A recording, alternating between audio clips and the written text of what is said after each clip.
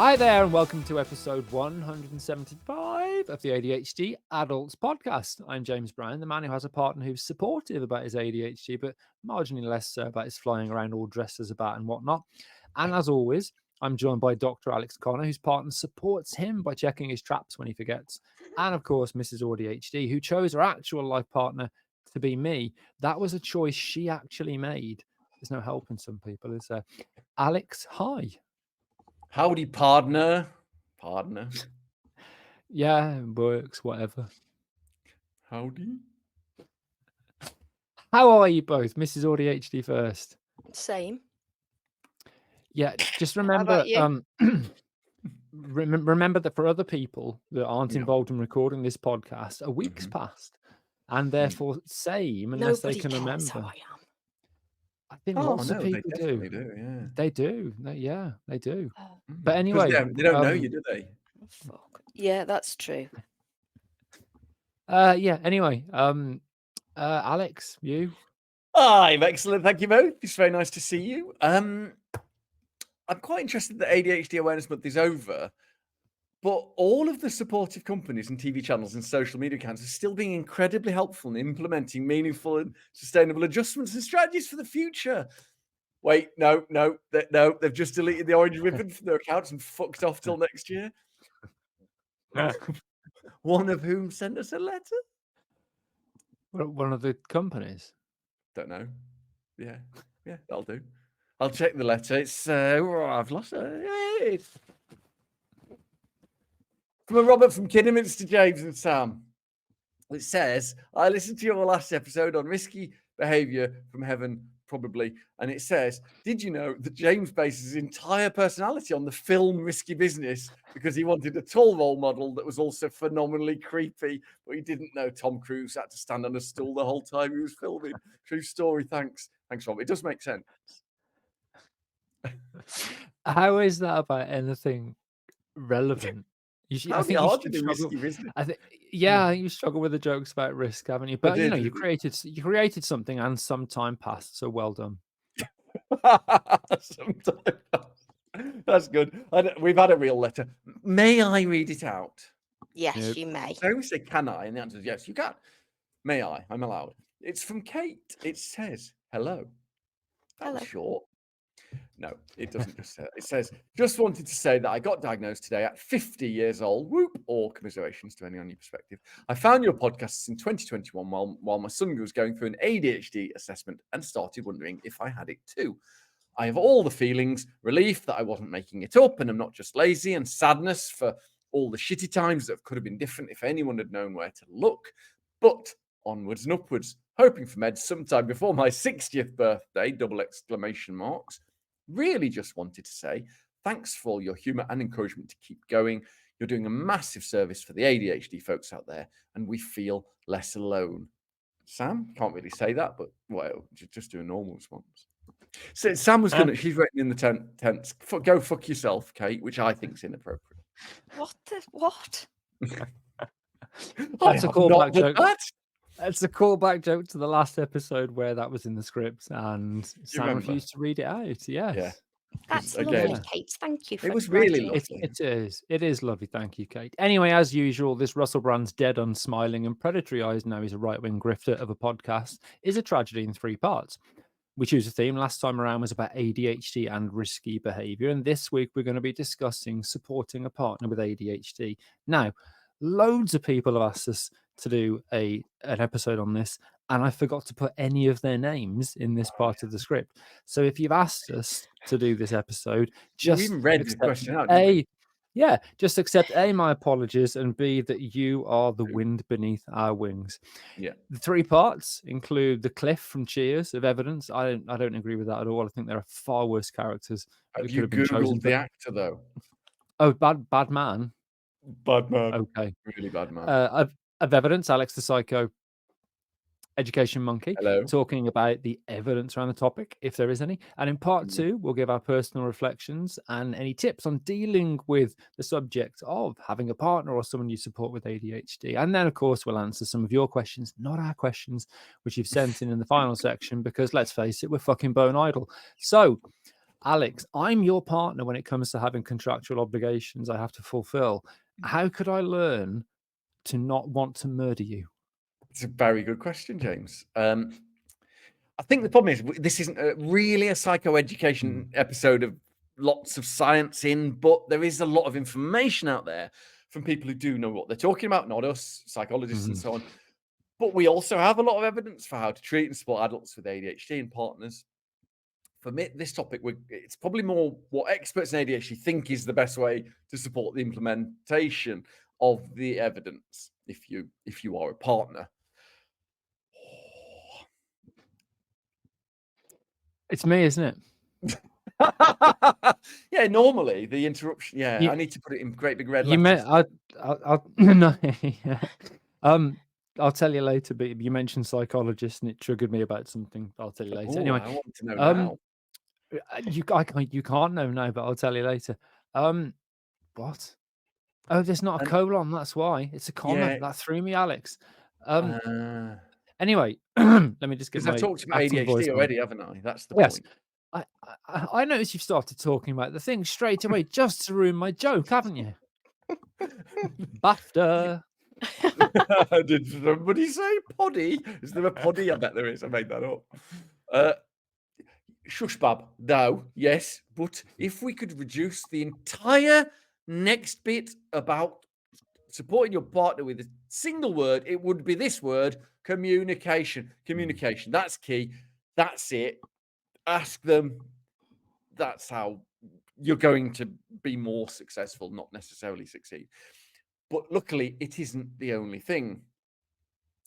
Amazing. So if that's key, can you stop talking now? Oh, I see. That's what you're doing. Because even though I purposefully said that's not the only thing, you're pretending. Yeah, right. I'm ignoring you. Firstly, we've talked about relationships before, and this isn't that. This is focusing on if you are trying to support a partner who has ADHD, whether you have it or not. But if somebody's got ADHD, you're trying to support, and that does not mean being a doormat or a surrogate parent or accepting what is unacceptable for you. The main thing is about accepting what you can within your values and your boundaries and, communicating with each other. Obviously, not easy. We all know how big a problem ADHD is for relationships. They don't have to be, but on average. And we have a much higher risk of relationship and marital distress, separation, divorce. So here's a really not boring, but depressing list, Klaxon. The problems in relationships are often around disorganization, poor listening skills, poor decision making, impulse spending, low levels of intimacy, task finishing and starting, moods, timekeeping, substance use, gambling, obviously, reliability, many, many, many more. Or Tuesdays, James calls them. Have you ever been to our house on a Tuesday, Al? Because it's fucking wild. But that one was actually a bit too accurate. Yeah, do you feel sometimes that the ADHD burdens or challenges or symptoms are a list of things you would want? It's quite rubbish. Anywho, of all those practical things that we know about, actually what we find, I think, just tell me if you disagree, both of you. I think we've discussed it, James, before. We find emotional dysregulation is the biggest, if not one of the major factors that can really affect how your relationship's working.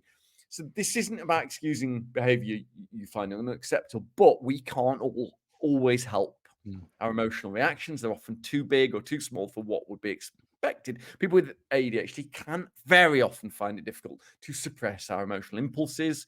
We might not stop to consider things or the consequences of those things. We did risky behavior last week.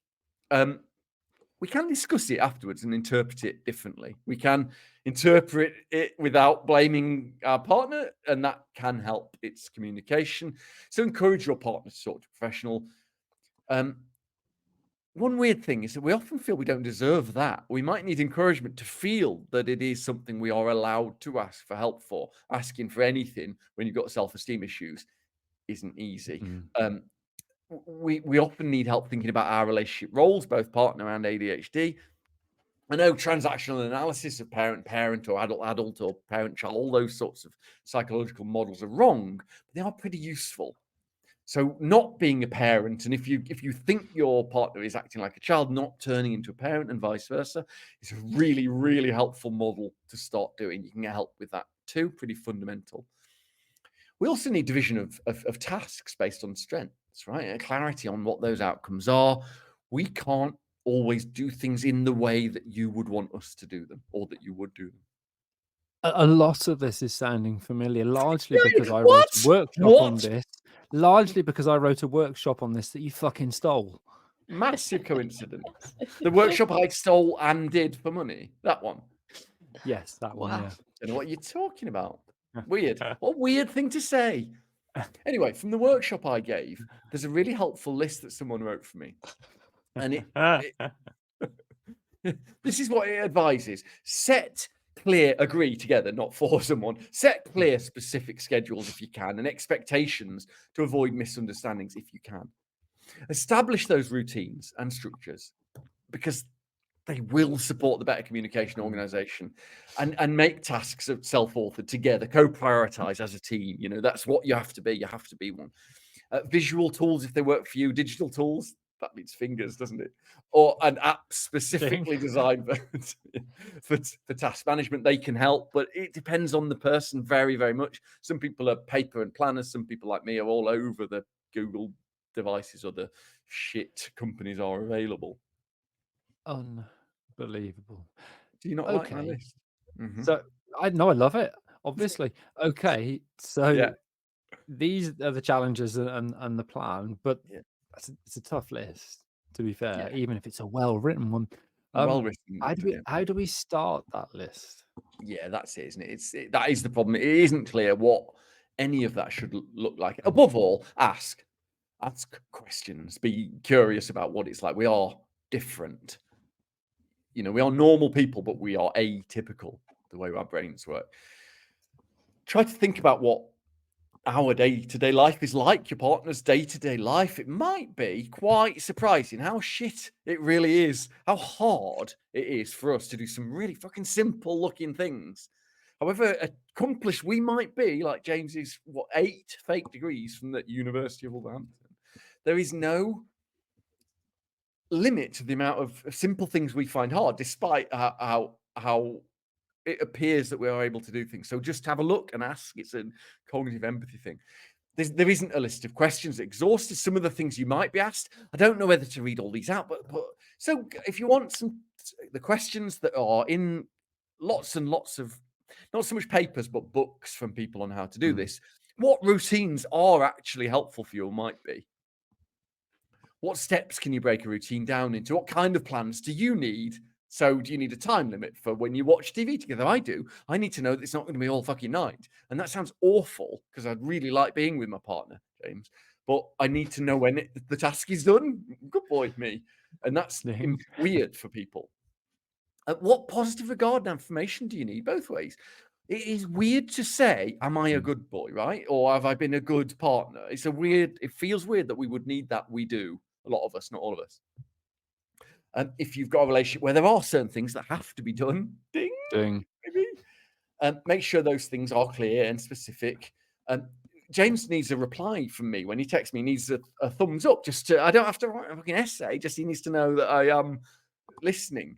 I need to know that I haven't accidentally upset everyone again. I just need that. Have I upset everyone? I think I ask this neuroticism a bit. Sam just needs lots of furry cushions, I imagine. Made that up. Do you like furry cushions, Sam? That's definitely a ding. Yeah. What's your favorite cushion material? Not velvet. Cushion. I'm not really a cushion person, but I do like soft covers. Is yours human skin, Al? It's not only human skin. I don't know why I'm saying yes to these. I've always been adamant, arguably too adamant, that it is a normal forest. Emotional dysregulation triggers. Have a look early, right? You can't really do this when you're already in there. So ask for the main ones early. Agree a process in advance. I don't know if you two have one, but I like wave a hand if I'm not storming out. I'm removing myself because I'm not in control anymore and I'm misbehaving according to my own set of values.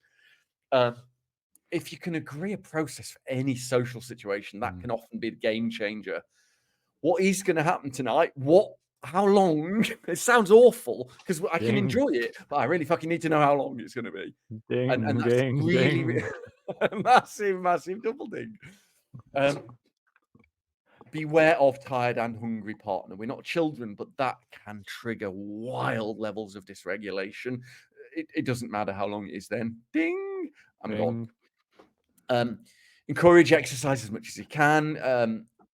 A lot of women, if your partner's a woman, and men, but it's culturally, women may feel selfish for doing something like for themselves. So exercise, for example, we often feel we're not allowed to access exercise, even if we can break down the societal barriers to getting exercise. So that can be really helpful. Encourage good sleep hygiene, blah, blah, blah. Enabling poor sleep is not helpful. So same time every day, blah, boring stuff. So there will be some inconsistency and impermanence in what we do. So when a specific approach stops working, then that's it. You ask what else could be tried. Failure is an option, so try stuff. Failure is glorious. Be wary. I know this is like boring old wanker talking, but booze and drugs and any other addictions and habits, just be wary. If you can swap them for something healthier, or try to really, and enabling, not nagging. There's loads more. There's no limit to this, is there? Yeah. So Alex, know that communication is the most important thing. And I think it's important to add that when you are trying to build a kind of safe communication framework or system, that it has to be the first step, because setting rules, using I and not you, sometimes having a specific place or a time of day where you have discussions about these things, it's really important, because both partners in a relationship where one or both are neurodivergent have to kind of know that it's a safe place because of emotional dysregulation. But that, I suppose, implicitly puts a lot on the partner with ADHD to answer these things. Is there anything someone can do for themselves to support their partner? What approaches can someone take to help with their partner? I like the I and not you idea. I think you're a Dracula twat. Is that one? Have I done one? You are correct. No, it's good. Okay, that's true. Yeah. Okay, right. It depends who you ask, and there aren't papers on it. I have looked. I mean, there are a few, but it's so individual, and specifically for ADHD, right? Psychologically, generally speaking, we would say that actually the first thing you should do when your partner's got ADHD really is have a look at yourself and acknowledge that you're probably a bit knackered and overwhelmed and maybe a bit cross still sometimes, possibly. I'm not saying you are, I don't know. It's just a general conversation. But all of that is normal and healthy in a response to this. So maybe take some time to let the idea settle first. Hopefully sense of humor can really help. That's what you do for yourself if you're somebody with a partner with ADHD. And then once that adjustment period's gone, we've come up with 4 broad things you might be interested in. These aren't really everywhere you look. This is kind of the same broad 4 ideas. It's probably about right. List of 4 boring things, klaxon. Listening to this, definitely not just this. Psychoeducation in general. If you're real and meaningfully learning what actual real ADHD is, very helpful. You can understand why. Even though that doesn't change anything, it is incredibly useful. And this is definitely correct.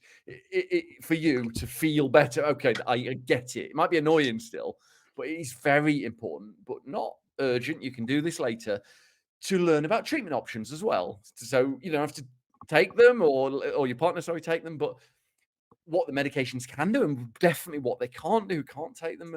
What other kinds of treatments, interventions are available? Therapies, treatment, coaching isn't, but it's an intervention, I guess. It can help you understand things and move forward. If you do that, understand what ADHD is, you are more likely, I would say, to feel sorry for us, incredibly sorry. You'd be a bit more like, oh shit, it isn't nice, ADHD. And that I think that leads on to B quite nicely. Learn about that. Learn about the burdens that people with ADHD face. James and I talk about them all the time, don't we? But the Russell Barkley's a famous professor. He says, if you realize how bad unsupported and untreated ADHD is, from suicide levels to discrimination, drug use, stigma, it would be an incredibly helpful thing for you to show your partner that you're taking their ADHD seriously. It's not a quirky little difference advantage, and it's not. It's really, really not. Third of 4 boring things: ask yourself where your partner is on their individual, and I've got to vomit when I say this, ADHD journey. Or again, we laughed, don't we, James, about the classic ADHD thing of we start with denying that we've got it, and then we got medication hesitant, and then we start the superpower narrative of going, well, at least it's an advantage, and then we blame society after that, and then we say, I'm fine, really, all the way to, oh, fuck, I've got this thing, and it's just me that's like this. It's a bit shit. I've always had a neurological disorder, and I might have to acknowledge that support would have helped me and would help me now. That isn't an easy point to get to.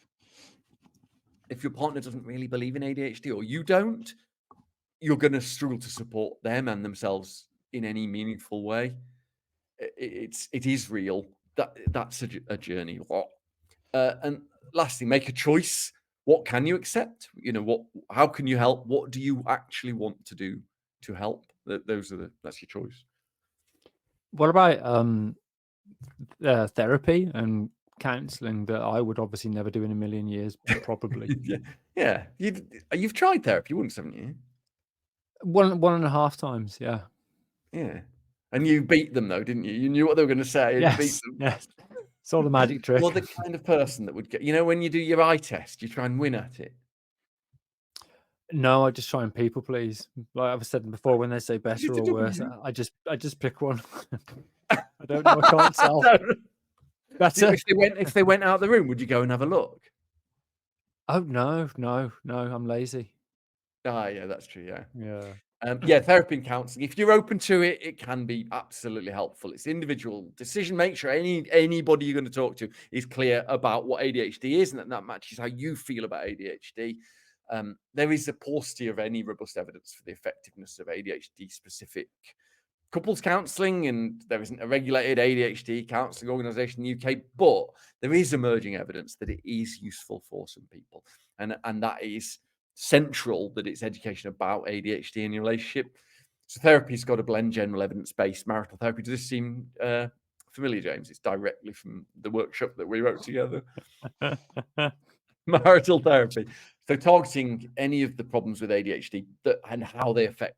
It's fairly basic stuff for a therapist to know what ADHD is, to know how that ADHD really is going to affect a relationship. So have that conversation before, and that's it really. It's not a heavy science one, but a bit of forgiveness for you first, and then your partner, sense of humor, learn about the condition and the treatments, and most of all, above all things, communicate healthily if you can. Sounds simple, should be fine. I don't see a problem with that. Yeah, dead simple. I can't see how it's going to be difficult at all. But that was I don't know, boring. I'll take us to a break. We will see you in a few seconds. Bye-bye. Bye. Alex, hi. Aight. What's up? Hello, Governor. Welcome back to episode 175 of the ADHD Adults podcast, where we are talking about supporting your partner if they have ADHD. This is our personal reflections and tips. James, go. Short and sweet, bit like Sam. Yeah. So, you've done a compliment. I know. He does them all the time. Does he really? When he's not showing off to our, I want to say, listeners. Showing off to his mates.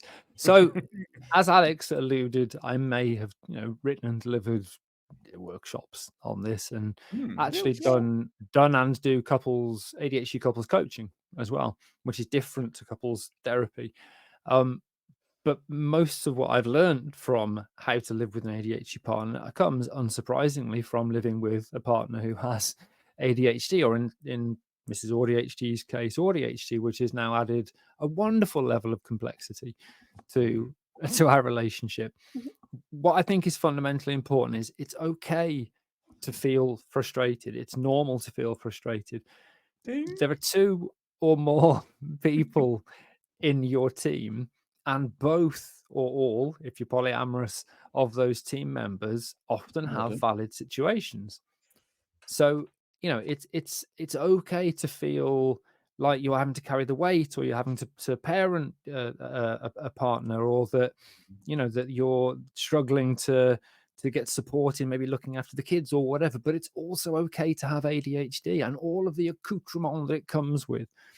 And therefore, learning to adapt as a team, learning to grow as a team, learning to identify shared goals and activities and routines and structures, as well as the kind of the more mundane stuff, is a great way to team build. After one of the workshops I did, and I fucking can't remember who said this, but it was such a kind comment. They said that they'd been to the workshop with their partner and had the difficult conversation, and part of the workshop was about difficult conversations, they said, but they were so grateful because they came up with some really interesting and fun solutions to some of the issues that they had. And you can, through sitting down and looking at things through the lens of, we love each other, what do we need to do to feel like a team again? As Al said in the psychoeducation bit, listen, learn, ask questions. And finally, and this is fundamentally important to me, if you are supporting a partner with ADHD, I fucking love you. Mm-hmm. And there's a very important reason for that, because lots of partners don't. When I do you know I do talks, Al? Oh, You his know, little talks. yeah. Oh, his little talks. One of the most rewarding parts of giving the talks is when The I'll money. often see a couple come up. Money. When, yeah, I mean, that's involved. It's when a couple will come up and one of them will say, hi, this is my partner. They've come along because they wanted to learn more. And that makes my fucking heart sing. Yeah, it's That there is amazing. somebody that's willing to come and listen to this fucking idiot talk for nearly 2 hours because they want to learn more about their partner. I've seen the opposite, mate. I have seen the opposite, and that's people who come to You married talks and it. say, I did. Who come to talks and say, I bought a ticket for my partner, but they wouldn't come. I've asked my partner to listen to 30 seconds of the podcast, but they won't. And even in coaching sessions, I think I may have said this before, just explaining the fact that their partner will fundamentally not accept that they've got ADHD, that they're using it as an excuse, that it's unfair that they get a get out of jail free card to not do all of the things. And that breaks my heart rather than making it kind of sing when I see a partner that supports somebody with ADHD. In terms of a tip, I suppose 3 things. One is Gina Pera.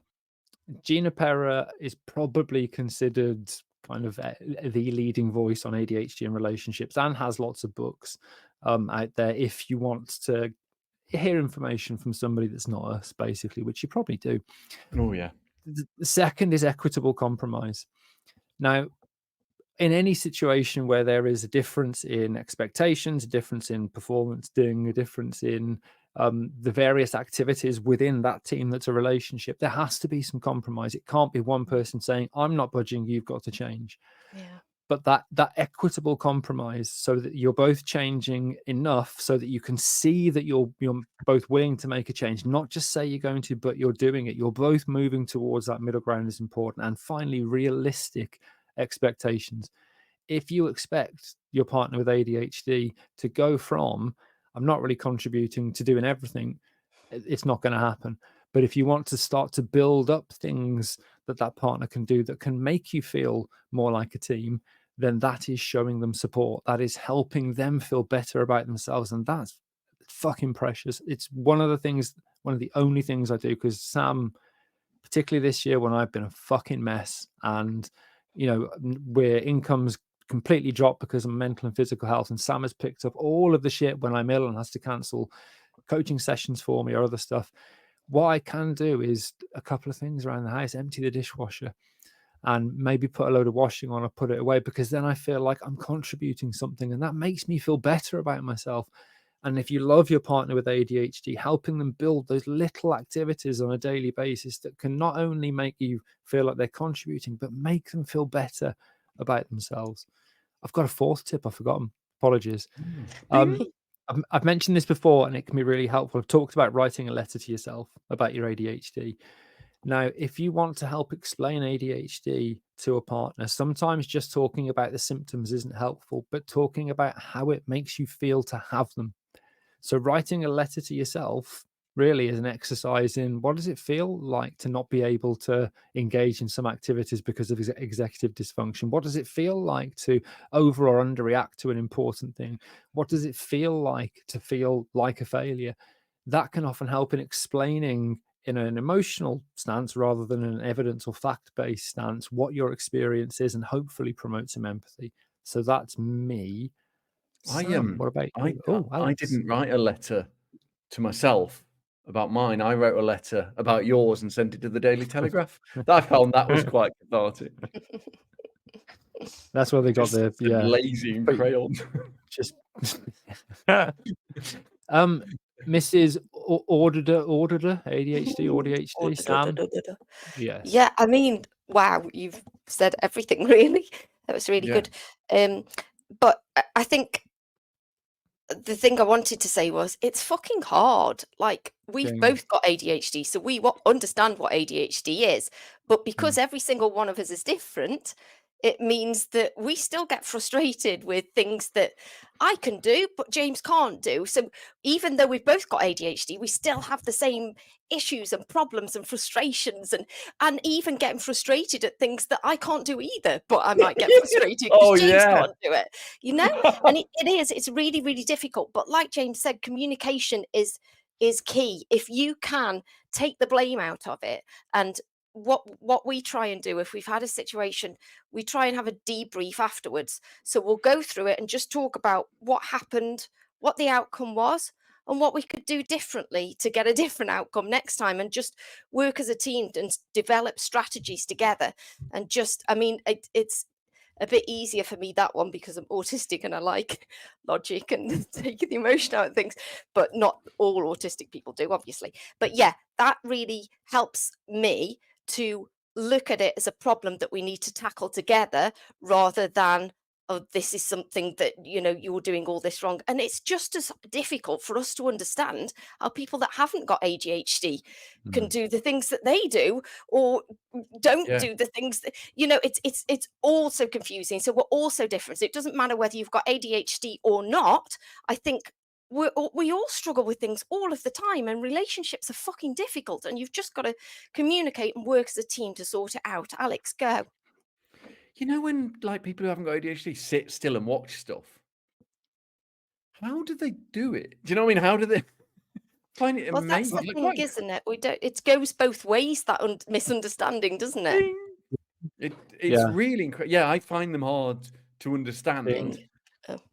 Oh, yeah. We a bit. both went No, early with a I agree ding with there. everything you said. I haven't got anything. So, I have to also parent. Parents, that was the Freudian slip. Definitely not parent. I have to be the partner of somebody that is probably sub-threshold, but has definitely a lot of the traits.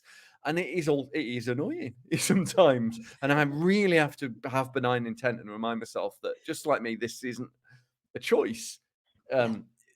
Doesn't clean itself though, does it? Fucking hell. No, that was a joke. And they're very different challenges as well, because we're not all the same. They're very, very different things that my partner can't do that, a monkey could do. Jesus. I can see that I haven't let go. No, again, also an inappropriate joke. From looking after me or supporting me, the key is that I'm not a child, and I'm not a fucking idiot. There are things I can't do, and I'm aware of them. And there are things that people want me to do a certain way, that we need to agree a different way of doing things. A big example is I call this treat me like a dog, which is weird, right? But I'm not. I'm a human adult. But a great example is if you break the pattern of what I'm planning, right? I've got tonight, I'm tired, I'm going to be tired, I don't want to go out, but suddenly my pattern's broken. Oh, do you want to go out shopping, or anything really, even if I would like to do that thing, but especially if I don't. If the question is, do you want to, I'm going to say no, because that's what the answer is.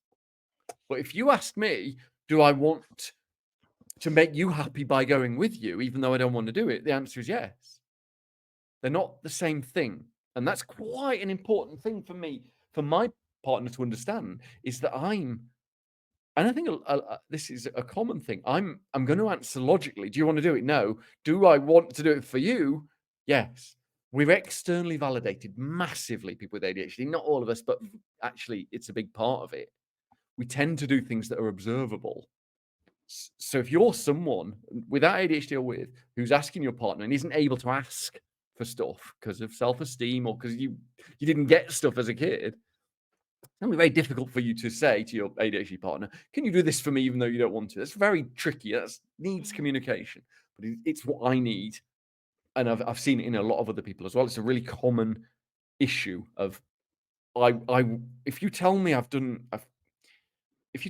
something that is good for you and for us as a couple, like clean the kitchen tops, and you've asked me to join you even though I don't want to, and I've been able to say yes, and you tell me you appreciate that, there's no list, there's no eternal list in the heavens of where I will claim that back. The more you can tell me I've done you a favor or done a good thing, the happier I am. I don't want it back. And a lot of people with ADHD are like that, and then they don't realize it, and their partners don't realize it. That we need that. We need to feel like we're doing something for someone. That's how we get motivation. It hits the dopamine addiction that I have, James. Dopamine addiction. Good one. I liked all of that. I think this is a nice conversation. Have we got time for a different form of the game, Alex? The bum one. Are we doing the bum one? We're not doing the bum one, but Okay. I'm so annoyed that you won.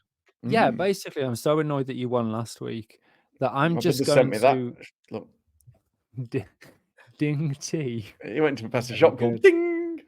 I sent you a picture earlier, didn't I, Alex? Which I said You did. have Yeah. permission Thank you for that. to use based on the game a couple of weeks ago. Yeah, so I'm just going to read out literally what I've got written down because you got it right last week and clearly it was too easy. So this is what I've got written down, Alex. Yeah. Work on train. That's the subject. Option 1, didn't bring laptop. Option 2, external hard drive was in the bag above my head. Option 3, forgot. That's all you're getting, mate. Oh, I like it. Well, I don't think it's I'd a go problem with with the bag forgot. above your head. Yeah, it's weird. Forgot what? To go on the train? Yeah, Forgot I'd just what? go with Doesn't make that sense. because it's going to be that. No, it can't be external hard drive. You would have just fluttered up with your little bat wings to go and get it. I don't think you forgot your laptop because you need your Addams Family porn. It's the sort of Dracula reference. There probably is stuff, isn't there? Because it's Is there what's a the Dracula rule? in the Addams Family? Yeah, Which one? The I don't know any of them. Gomez. No, You're thinking no, of he's the not. No, Munsters, James. the There is no, Munsters. There isn't. There Oh, I isn't like any the Addams Family, Munsters. It was much better, wasn't it? I didn't like it when it went colour and the. Have we got distracted? I think it's the last one. Just Forgot. maybe a touch. Yeah, Forgot. forgot. It's I'd not. go with It's that. it's not. It's external hard drive was in the bag above my head. When you flutter up to get it, you little Dracula. Because I was so fucking exhausted and burnt out. The thought of just standing up, getting a heavy bag, opening it, searching for it, I just went, I'm not going to do the work. And it was really important work. Yeah. Yeah. I get that though, because sometimes even just absolutely. sitting and looking at it, you just can't move. Mhm. Do you ever have that feeling of like, why aren't I doing this? Yeah. All hysterical. Like, I definitely should be doing this. Not gonna I though. know, yeah. Don't know Actually, it's slightly different, but after the women's summit that we did in London, I just completely shut down in Euston. Mm. And then when we were on the tube getting to Euston, I was like leaning like this, and I just completely, I was starting to shut down already, and I could see that somebody had vacated a seat, and I was looking at it, and I really, really wanted to sit down, but I just could not move at all to go and sit down, and I was exhausted. But that's slightly different, and I've taken you off topic. Sorry. Doesn't sound like you. You know, once Anyway, a year's fine, Sam, but try and leave it at that. So I can again technically call you a loser, which gives me great joy. I hate this game. We'll I hate be back. everything. We'll be back in part 3 to answer questions that we haven't written but have been sent in to us by our listeners. See you in a bit. Bye. Bye all. I've got it wrong again.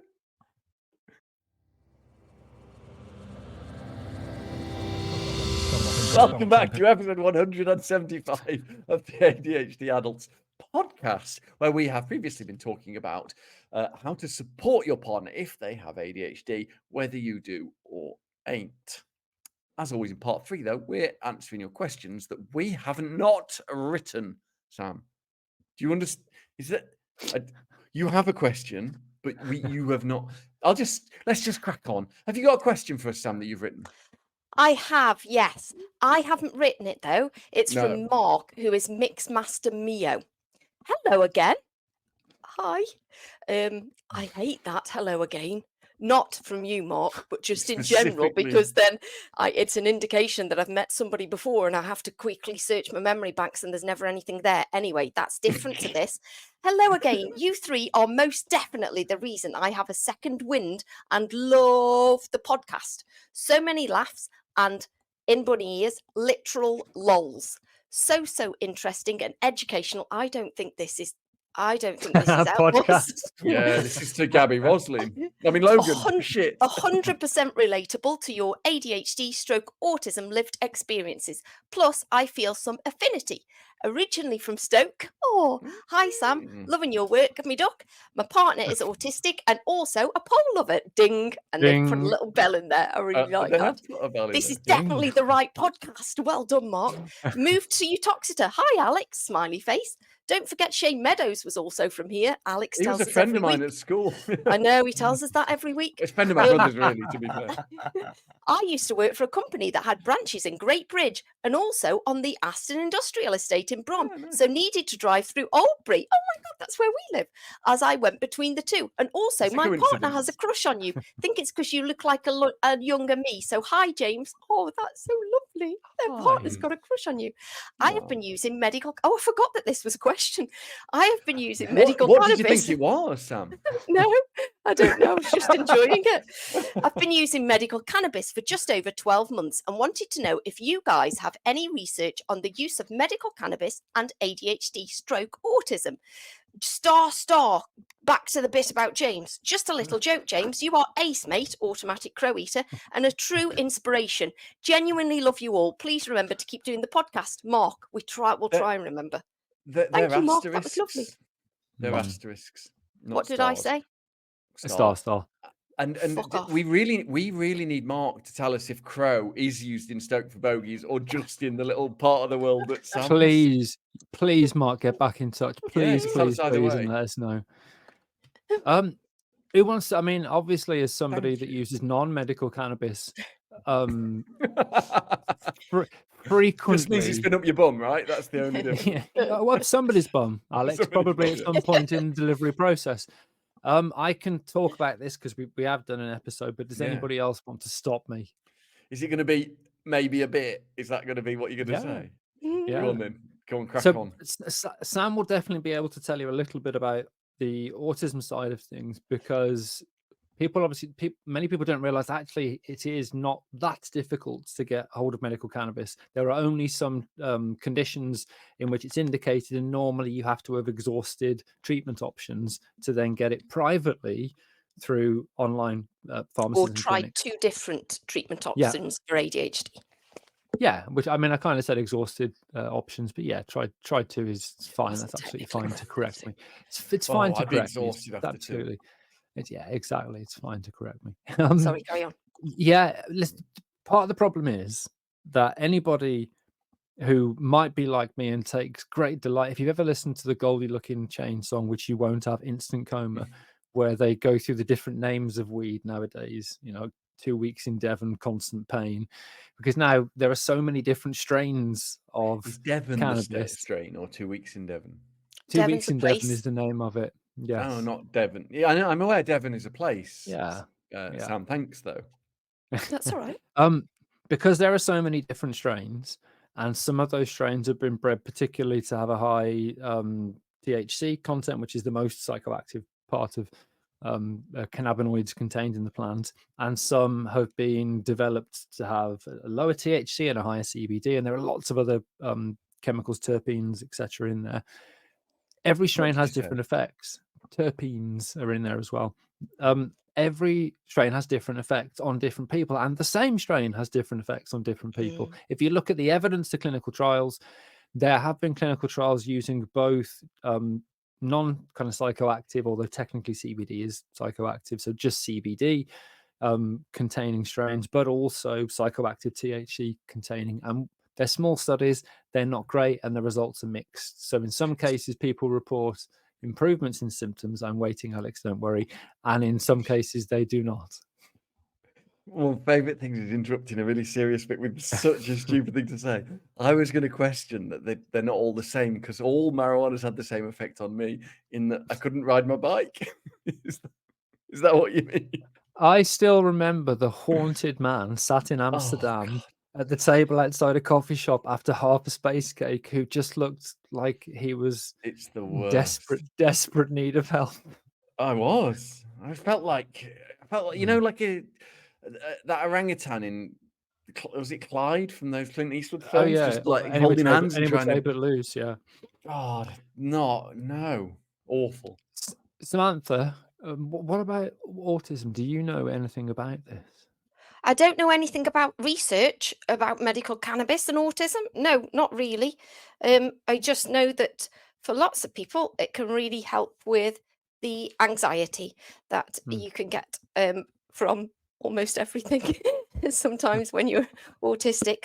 But that's just individual reports, I guess, rather than actual research. But I think that you can get medical cannabis for autism, and because there aren't any treatments for, unlike ADHD, there are no kind of medical treatments. Actually, no, that's not true, is it? Because you can get prescribed stimulants for autism as well in some places, although maybe it's in the US, I don't know. But because it's slightly different to ADHD, I would imagine that you could get prescribed medical cannabis for, I don't know, maybe you'd have to get, I don't know, I'm waffling now, but I was just thinking then, maybe you'd have to have tried treatments for anxiety. I'm not sure how it works.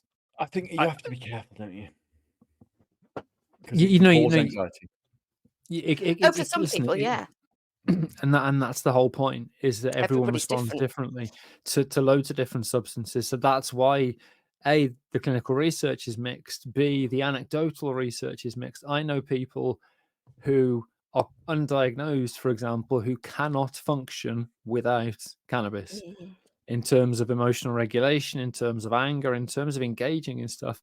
I can't function on it, but I really like it because it does remove all of that anxiety. I can be in the most stressed out, depressed, exhausted, desperately unhappy state, and then 10 minutes later I'm just giggling and laughing, and it's like the world melts away. And that, to me, that's precious. But we're all different, and therefore it is important that if this is something that other people are considering, you do have to consider the risks, because everything is a chemical, everything can have adverse effects in some people. But if you're currently taking cannabis illegally, this is a much safer option, because you know exactly when you're getting a strain, you know that you're getting that actual strain. So yeah, and it's under medical supervision, isn't it? It's different.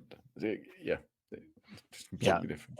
Yes, and you're not paying. Alex, do you have a question? I see I've segued there because we stopped doing that last week, didn't we? Sorry. Yeah, we did. I liked it though. It was seamless. I do have a question. It's from Beth. May I read? Am I able to read it out? I've forgotten. It says, "Hi guys. Firstly, I'll start with the usual. Your podcast changed my life. That's lovely. I started listening at the end of 2022. Realised how absolutely riddled with ADHD I am, and always have been full blown, as James calls it. Since then, I've started forgiving myself and adapting my life to make things easier on my silly brain. My self-esteem has dramatically improved, and it's been the happiest almost 2 years of my life." I don't know if that means it's almost 2 years or almost the happiest, but I think almost 2 years.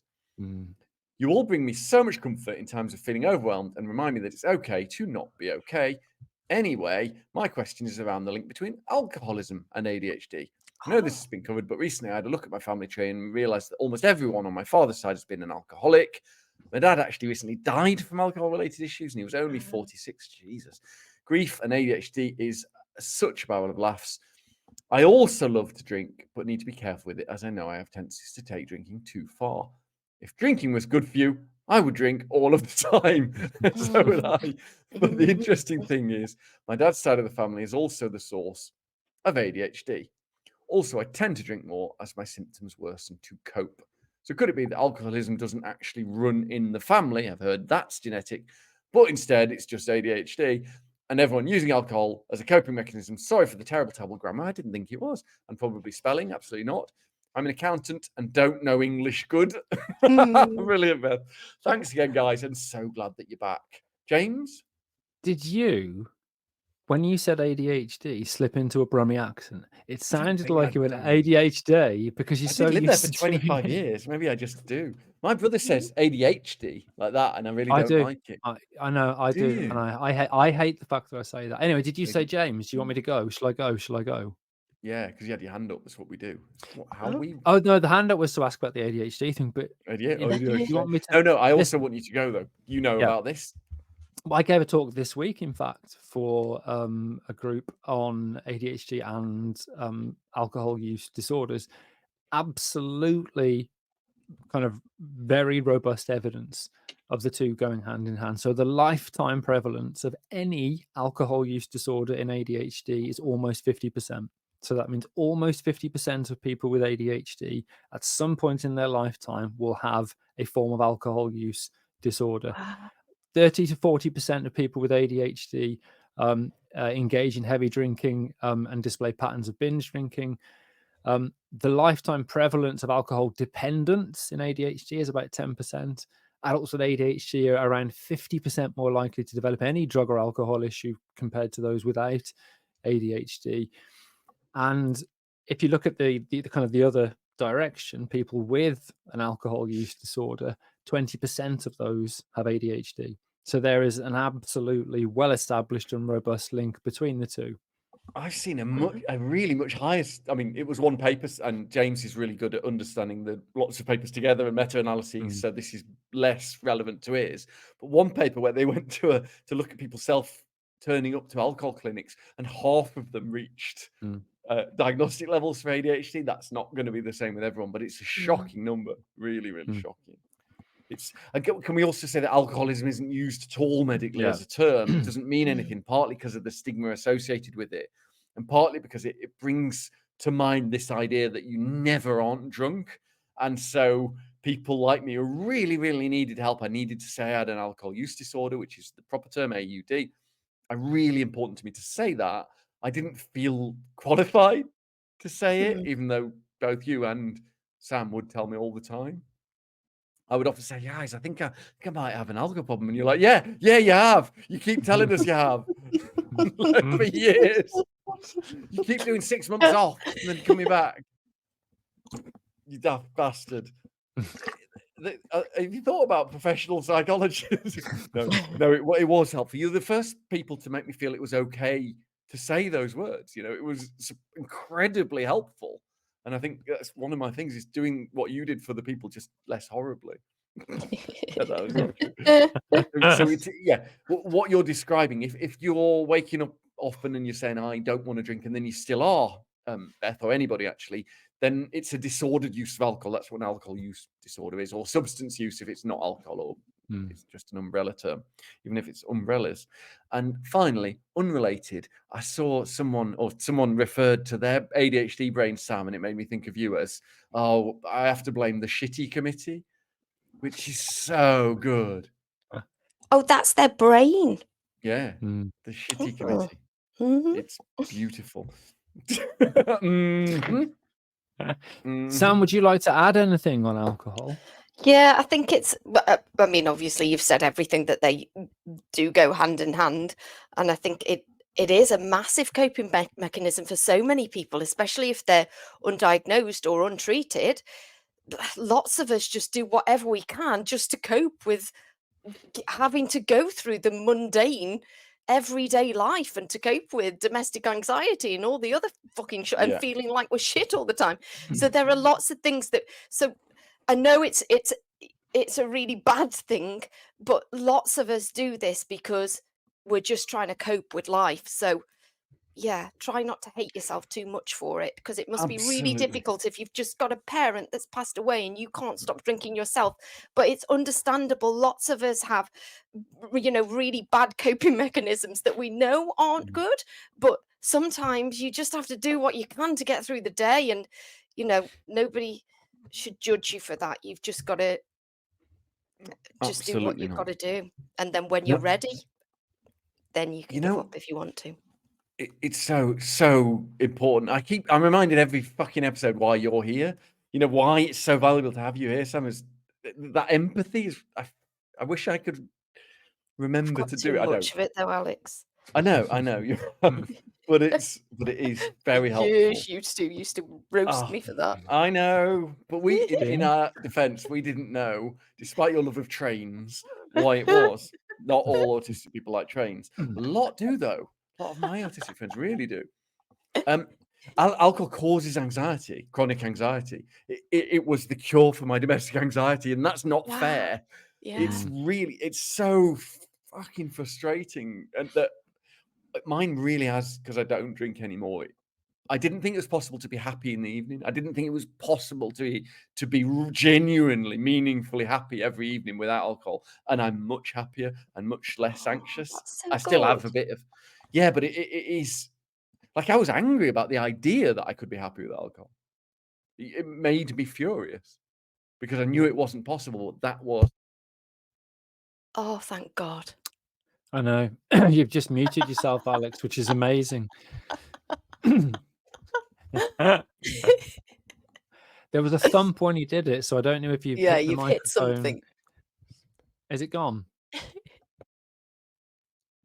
Anyway, we'll carry on with the next question while Alex fixes his audio-visual equipment. I've only included this really because of the very last bit. This is from Ali D. Hi all, long word vomit question. Here in Sydney, Australia, our weather has been all over the place. It can go from 30 degrees and sunny and humid one day, then to 19 degrees. It's rainy and windy the next. For any American listeners, that's centigrade and not Fahrenheit. I've been reading about barometric changes and its effects in those with chronic health conditions and disorders and those who are neurodiverse. I started noticing when there were quick changes with weather conditions, I became irritable, fatigue, sensory issues were heightened, especially light and noise, and my body, especially my back, became achy. I feel more clumsy, brain fog is next level, and the biggest one is intense headaches and migraines. I found there was evidence in increased severity of ADHD and autism symptoms during these barometric changes, but I was wondering if you could shed any more light on this. And this is why I include it. Love you all. Thanks for everything you do. And not sure if you remember my letter a while ago, but James is still my favorite. I love vampires. I'm told by others that I'm one myself. And then as Sam would say, a little picture of a sun, a raining cloud, wind, and a black heart. Oh, that's so No, lovely. it is lovely and it's fascinating. And A great I've got a question. little bit of information on this. If there's anybody else got anything. No, please I've tell me heard- because I'm really interested in it. I've heard of temperature having an effect on suicidality and other depressive things, but it's a great question. And it's pressure's physical, right? So hit us, James. No idea. There is evidence that it can impact cognition, so our thinking skills. So that will be related to brain fog, decision making, and a lot of our symptoms. There is evidence it can impact mood. So that can have an impact on our emotional regulation. And is that barometric pressure or just changes in weather? Changes in barometric pressure. Wow. There is the strongest evidence for it is headaches. So as Ali said, headaches and migraines, and also joint pain, which explains the back pain. So there is absolutely pressure for fuck's sake. There's absolutely some evidence that changes in barometric pressure can trigger biological changes in people. Remember when you said pressure instead of evidence?